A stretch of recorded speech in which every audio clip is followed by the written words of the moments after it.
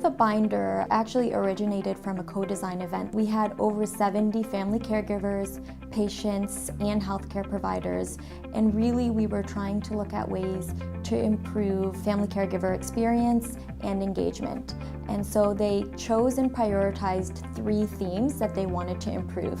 They were family caregiver involvement, family caregiver education, and care transitions. The family caregivers, patients, and healthcare providers felt that the binder could be used as a tool that would help improve all 3 of those themes.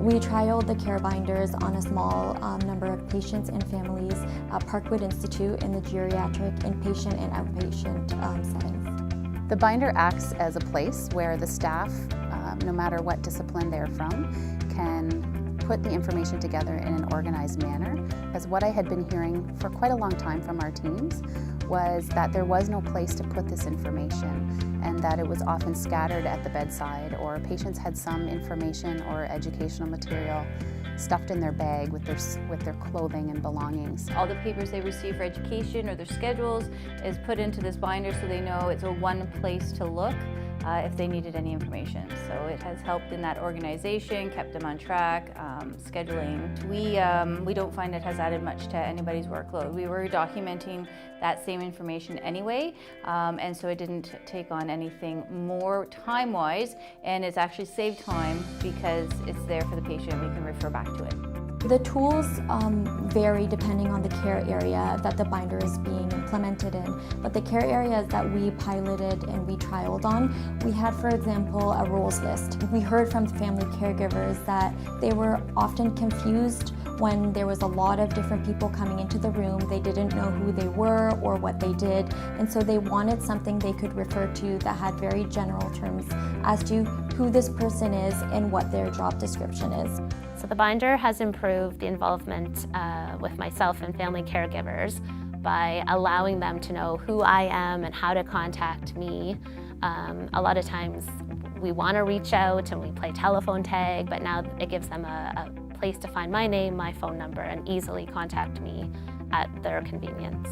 One of the tools I really like in the binder is the discharge checklist. I think it's a wonderful way to capitalize on easy to read, easy to review information that just allows people to put it up on their fridge at a glance, keep it in the binder wherever they feel helpful, but I think it shows that these are the types of things that we're going to address.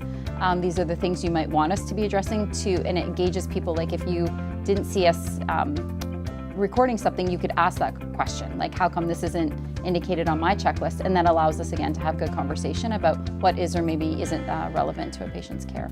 The binder is really helpful in the transition to home because often in the hospital people are at a really vulnerable time in their life, and people will often comment that they feel overwhelmed, and there's a lot of information being provided during that stay. And families are in and out, caregivers are in and out, and I think when people get home they really start to process everything that's happened to them. And most patients are going onward to some sort of outpatient follow-up, be it with therapy, their family physicians, a specialist. And so I think the binder allows them the opportunity to sort of reflect on that information, bring it to those appointments, review things, and keep planning forward. Through the work of this project, the teams have become more aware and more alert to how much the family caregivers appreciate and acknowledge the information when they are provided it. For them to be as well informed as the patient is certainly paramount in their success. Organizationally, I think it's essential that we're all moving in the same direction. By listening to our patients and family caregivers, we can implement very simple strategies that improve the overall quality of care and certainly the patient and family caregiver experience.